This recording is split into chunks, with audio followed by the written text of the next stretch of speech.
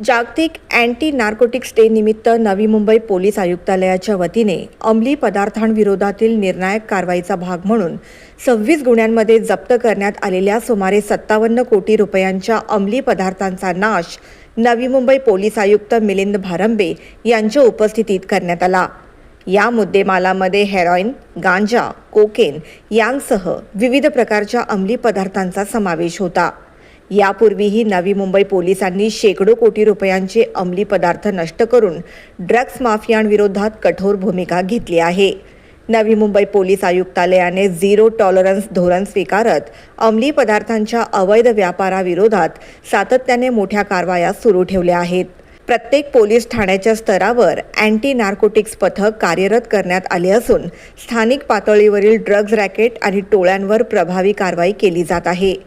गंभीर प्रकरणांमध्ये आरोपींवर मकोका अंतर्गत गुन्हेही दाखल करण्यात आले आहेत। यासोबतच केवळ कारवाईवर भर न देता नागरिकांमध्ये जनजागृती करण्यासाठी विविध नशामुक्ती जनजागृती अभियान, शाळा महाविद्यालयांमध्ये मार्गदर्शन कार्यक्रम आणि व्यसनाधीन व्यक्तींना मुख्य प्रवाहात आणण्यासाठी प्रयत्नही राबवले जात आहेत। जागतिक अँटी नार्कोटिक्स डे निमित्त आयोजित करण्यात आलेल्या या मुद्देमाल नाश कार्यक्रमातून अंमली पदार्थांविरोधात कठोर कारवाई सुरूच राहणार असून नशामुक्त नवी मुंबई हे उद्दिष्ट साध्य करण्यासाठी पोलीस प्रशासन कटिबद्ध असल्याची प्रतिक्रिया पोलीस आयुक्त मिलिंद भारंबे यांनी पत्रकारांना दिली। आज जागतिक अँटी नार्कोटिक्स डे आहे आणि त्यानिमित्ताने नवी मुंबई पोलीस आयुक्तालयातील 26 गुन्ह्यांमध्ये साधारणतः 57 कोटी रुपयाचे वेगवेगळे अंमली पदार्थ आपण या ठिकाणी नाश करतो आहे। या अगोदरही शेकडो कोटी नार्कोटिक्स आपण नाश केलेला आहे।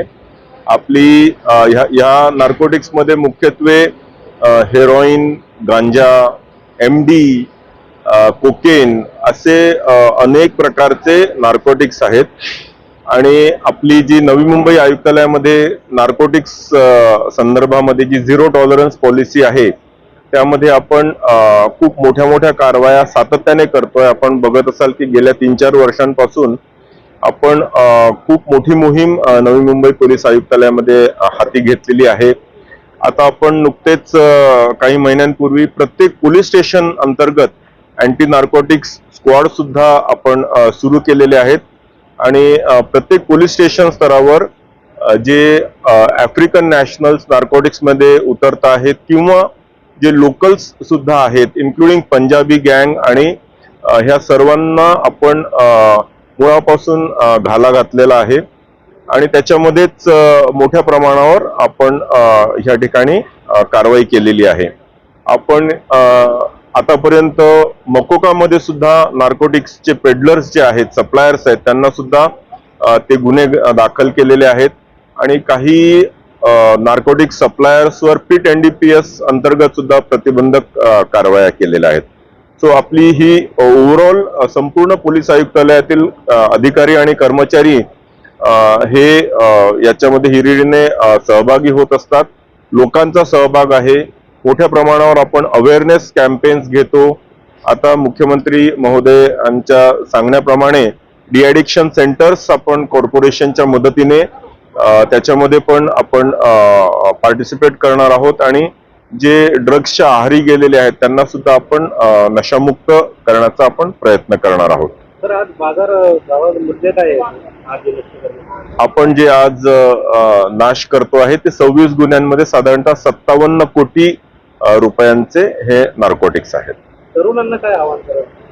तरुणांना आपण सातत्याने गेल्या 3-4 वर्षांपासून अनेक अवेअरनेस कॅम्पेन्स करत आहोत। आज सुद्धा जागतिक अँटी नार्कोटिक्स डेच्या निमित्ताने प्रत्येक पोलीस स्टेशन स्तरावर आपण मोठ्या प्रमाणात हे अवेअरनेसचं कॅम्पेन घेतो आहे। शाळा, कॉलेजेस, सोसायटीज आणि काही बाजारांच्या ठिकाणी सुद्धा आपण सातत्याने लोकांमध्ये ही जनजागृती करण्याचा प्रयत्न करत असतो। टार्गेट जे युथ्स आहेत त्यांना विशेष करून सोशल मीडियाच्या माध्यमातून सुद्धा आपण अवेअरनेस पोहोचवण्याचा प्रयत्न करत असतो।